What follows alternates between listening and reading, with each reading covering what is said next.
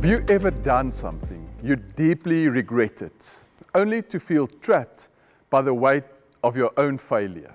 The kind of mistake that lingers in your mind, whispering accusations, convincing you that redemption is for others, but not for you. Judas knew that feeling. Read with me.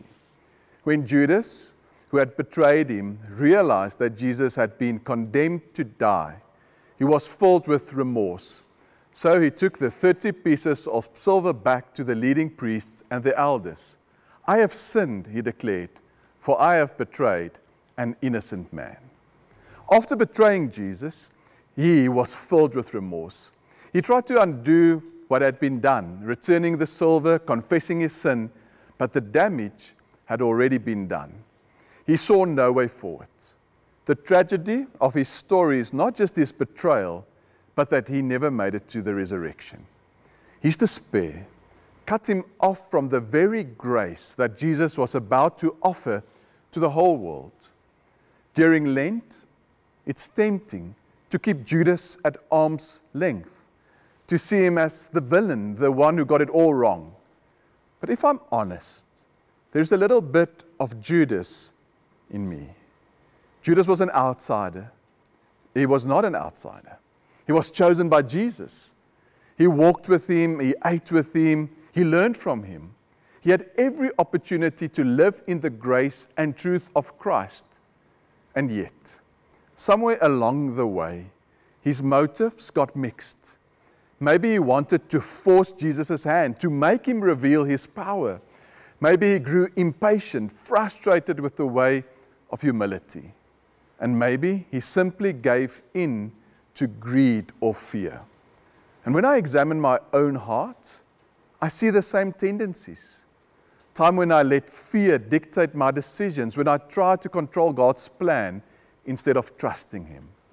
When I betrayed Jesus in small ways by choosing my own way over His. And it's painful to admit, but it's necessary.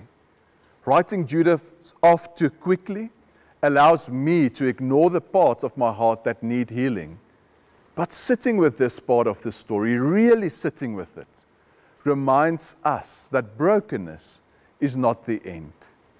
Judas' greatest tragedy was not his betrayal, but that he failed to run back to Jesus. He saw no way forward, and yet we know the rest of the story. We know that Peter too betrayed Jesus, but unlike Judas, Peter stayed. He let himself encounter the risen Christ. He wept, he repented, and he received grace.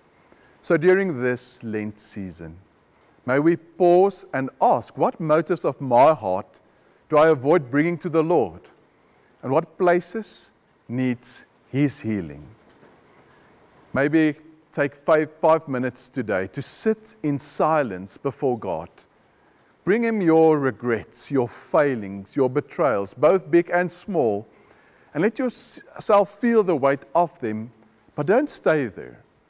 Imagine Jesus standing before you, looking at you with love, and hear Him say, "My grace is sufficient for you."